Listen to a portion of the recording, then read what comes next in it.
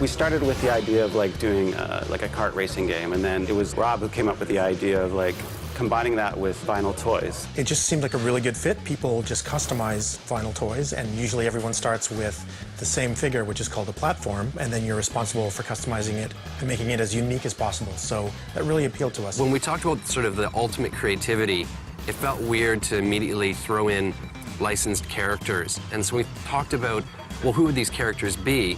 It made sense that they start as a blank canvas, and then it's really up to you how you perceive that character to be. Some people want it to be really, light and optimistic. Others want it to be edgy and dark. And Urban Vinyl gave, that spectrum. Everybody starts with the same thing, but then you really put your stamp on it, your personality, and so it seemed like a really good fit. You could choose to make them look just like yourself. You could make them look like a monster, whatever you want. Or you can make it look like a piece of art, and it has no concept of eyes or mouth or anything like that. When we started talking about customization, to me, the light bulb just went off, and I was like, this just makes perfect sense. And so when we approached Sony with that, I had brought some figures that I never got back, by the way, which I would like back, and a book, and we walked them through and just described what we were thinking, and they bought in really early, and they were really excited as well. We figured we'd just be a little more like Hollywood. They don't pretend to know everything, they go out and hire the experts. So I just thought, why not just go out and hire a guy that does this for a living? We went out and approached DeCosta Bailey, and he makes toys for a living. He's a graphic designer. He really helped us massage that base figure. He helped us play with the level of stylization we were looking for. It was just a really good fit. His handle is Chocolate Soup.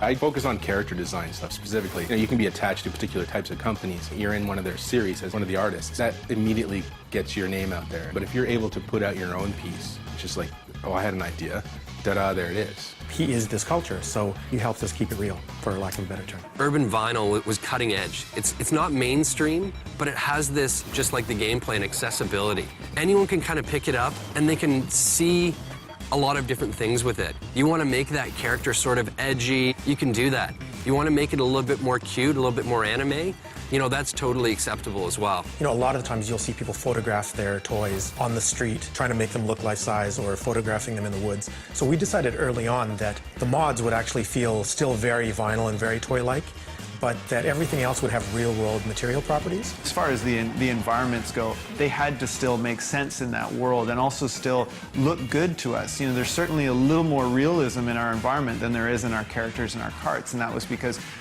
once we put some of those environments together, they look so good, you just wanted to stay in them. The water, the trees, the sky, they looked like somewhere you wanted to be. In the early days, things probably weren't as stylized as we would have liked them. A lot of us have also had a history working in sports games and realistic car games, so we went on a more realistic path, and we just felt that that wasn't working. So again, we started from scratch.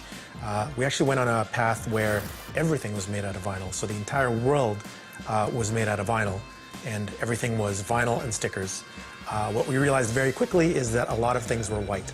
So it was really hard to make an entire world made out of vinyl, covered in stickers, have any focus to it, or not look incredibly white. I worked with Mike Olson to make sure that, the bumpers were stubby and that the wheels were fatty and juicy enough. We had a guy from that culture who was happy. We love the culture, and we buy the toys, we go to the stores, we customize them ourselves. So he was really happy about that.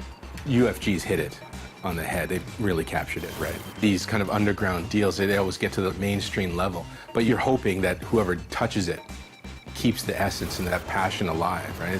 That's the thing that ModNation Racers brings to the vinyl toy community and crosses over, because there's such a passion from both sides, video game players, toy collectors, that whole idea. So you have to be silly to not like it, I think. Who doesn't like racing and goofing around little characters? It's got everything for everyone.